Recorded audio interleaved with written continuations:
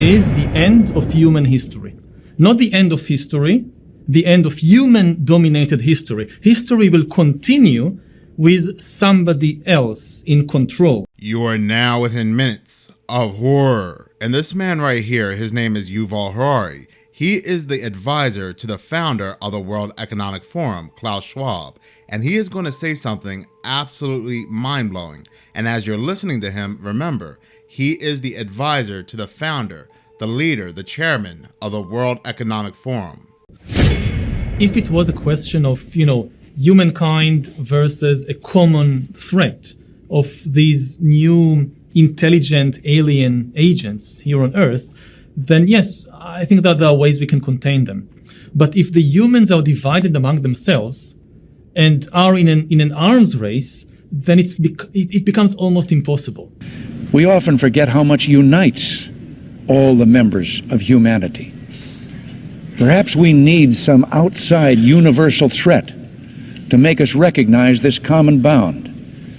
I occasionally think how quickly our differences worldwide would vanish if we were facing an alien threat from outside this world.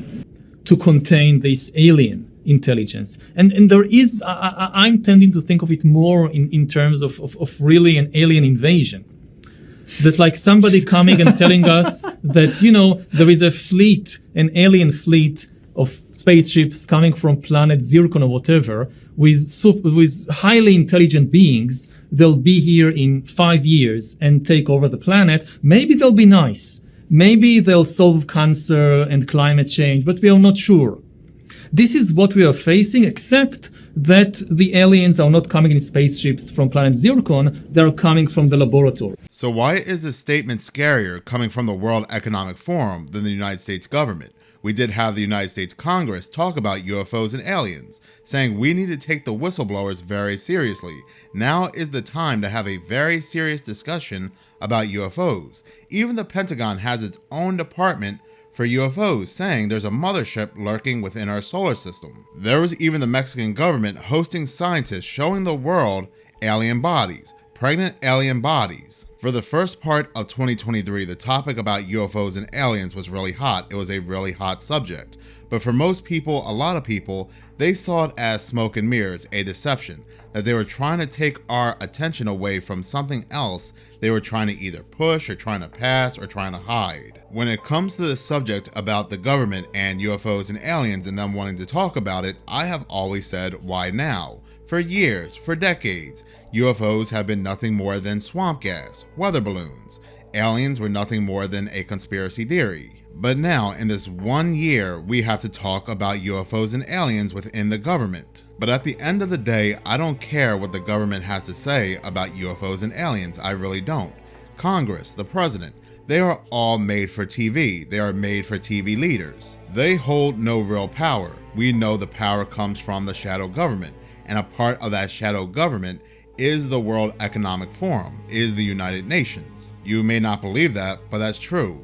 You had Klaus Schwab stand up and say in front of an audience that he does not want gas-powered cars, manual-driven cars in California anymore. He wants to turn California's highways into parks. And how do you even have the ability to even suggest something like that for a country you have no power over? So now we have the same power talking about aliens, but not the aliens you think, not the aliens that come from outer space or another planet.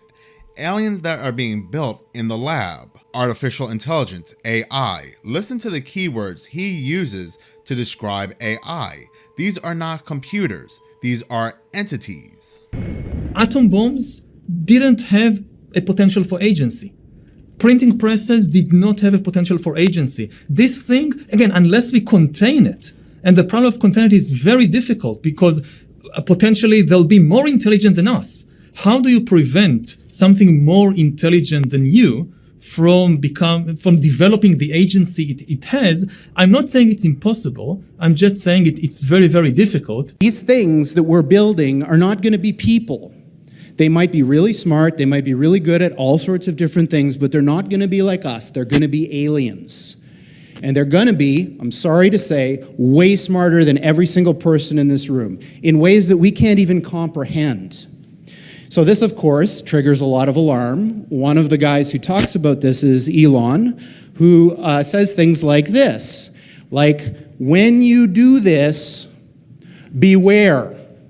Because you think, just like the guy in the stories, that when you do this, you're going to put that little guy in a pentagram, and you're going to have your holy water out, and you're going to wave it at the thing, and by God, it's going to do exactly what you say and not one thing more, but it never works out that way. So this is an attitude that some are having, this emerging alarmism about the way this is going to go. But these words, demons, doesn't capture the essence of what's happening here. I don't know if any of you are turn-of-the-century weird fiction fans, but there's this guy named H.P. Lovecraft, who's a very famous American weird fiction author. And he espoused a view which is called cosmicism. And the essence of cosmicism is cosmic indifference. So what he was saying is basically, yes, there are these massively intelligent entities out there, but they're not good, they're not evil. They just don't give a shit about you even in the slightest. The same way that you don't care about an ant is the same way they're not going to care about you. And these things that we're summoning into the world now are not demons, they're not evil, but they're more like the Lovecraftian great old ones. There are entities that are not necessarily going to be aligned with what we want.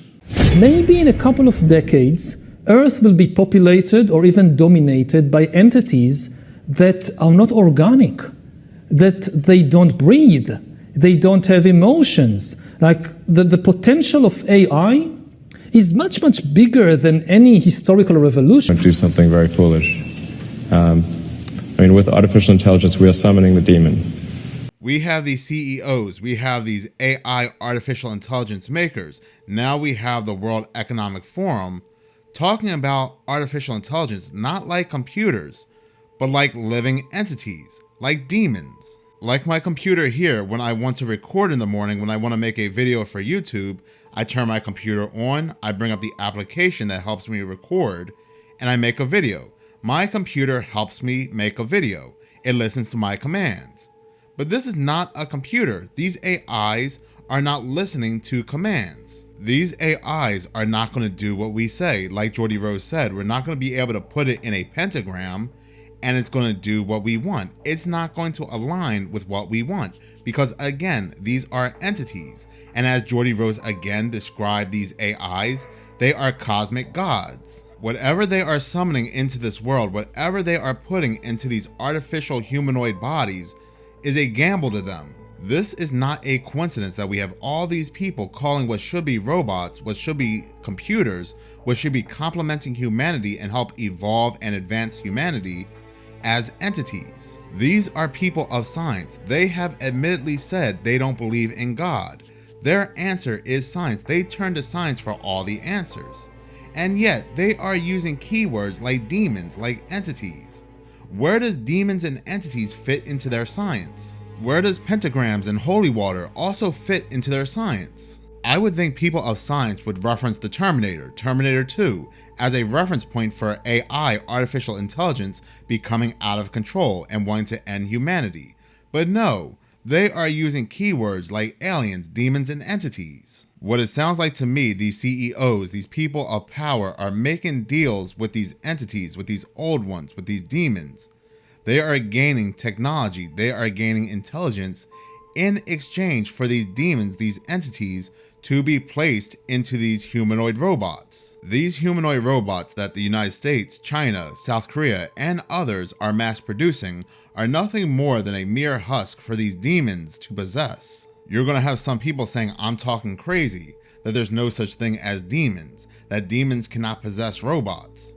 But I'm not the one using these keywords to describe this technology. These transformative AIs that these CEOs are afraid of, but they are still making, they are still summoning, all fall in line with the United Nations 2030 agenda, transforming our world. They are letting us know that humans will no longer be the dominating factor in this new world, that humans will no longer lead. These entities are now going to be leading this new world, and to get us mentally prepared for what's leading us, we're going to see more humanoid robot CEOs. Meet Mika, the world's first ever AI humanoid robot. The first CEO, female robot Mika, is a board member who steers operations on dictators' very ominous company name behalf. So we're going to see more AIs, more humanoid robots in positions of power, and they're going to run companies so successfully, what's to say they can't run for government. They are going to start having rights.